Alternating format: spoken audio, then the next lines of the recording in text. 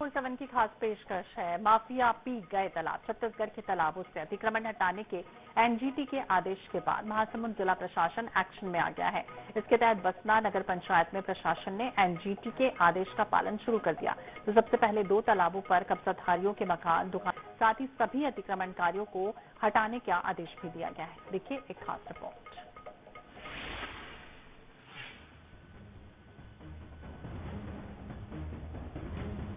कभी जलाशयों और तालाब का निर्माण पुण्य का काम माना जाता था, लेकिन अब इस पर कब्जे की होड़ आबादी ने सुंदरता को मिटाना शुरू कर दिया है। बचे तालाब अवैध कब्जे और अतिक्रमण की चपेट में है। प्रशासन भी बिना आदेश इन्हें संरक्षित करने को लेकर बेफिक्र नजर आता है। आज हम आपको महासमुंद जिले के बसना नगर पंचायत में मौजूद ऐसे 2 तालाबों की कहानी बताते हैं जो अपने अस्तित्व को बचाने की लड़ाई लड़ रहे हैं।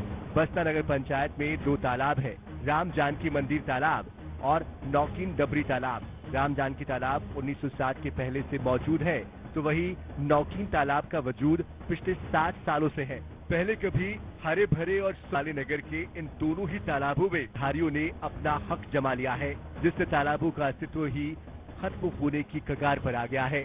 राम जानकी मंदिर तालाब 1 एकड़ से अधिक क्षेत्रफल में फैला हुआ है, जिसकी शीतलता छाया लोगों को सुकून देती है।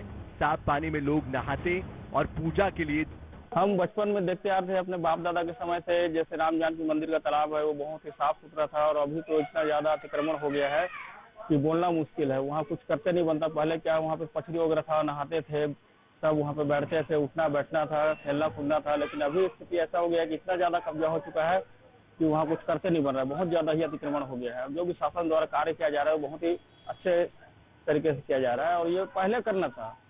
उसी समय अगर ये सब चीज एक्शन लिया गया होता तो आज नौबत ना आता।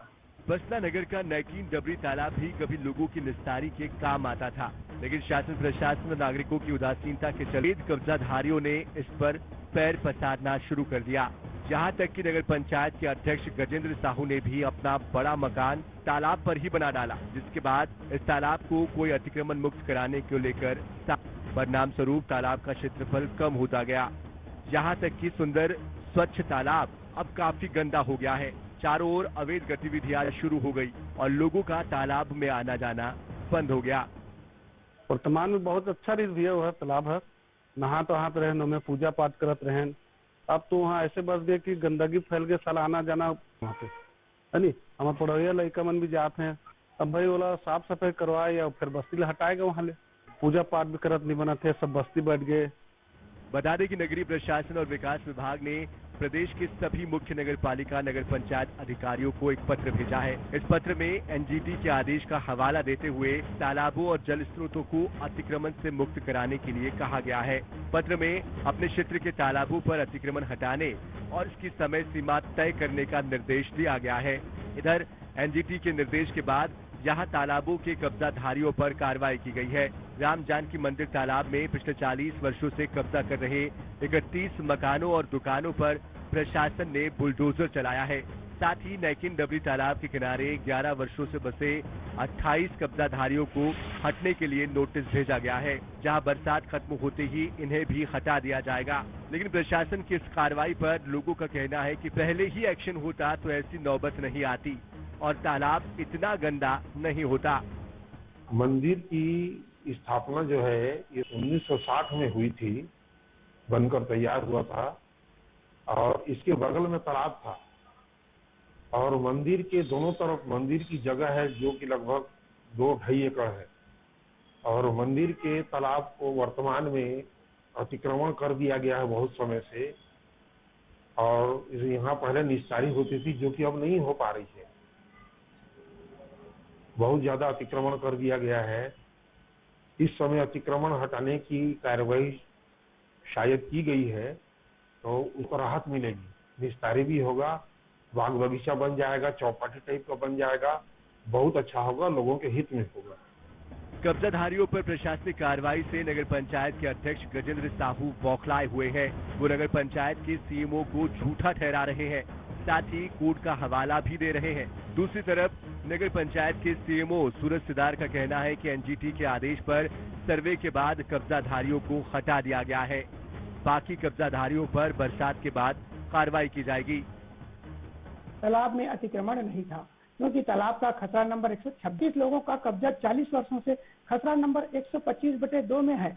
बसना सीएमओ सूरज सिदार के द्वारा हाई कोर्ट के सरकारी वकील को झूठी जानकारी दी गई थी, जिसमें 24 मई को 11 बजे तोड़कर नस्ता नाबूद की जानकारी दिया गया था, जबकि तोड़फोड़ की कार्रवाई 1 बजे तक चलती रही। बड़ी मशक्कत के बाद कार्रवाई को रोका गया। हाई कोर्ट के सरकारी वकील के पिछले झूठे बयान को सही साबित करने के लिए पुनः 7 जून को 4 जेसीबी एवं पोकलैंड लाकर मलबा हटाने के बहाने कई बिल्डिंगों के ऊपर तोड़फोड़ की कार्रवाई किया गया।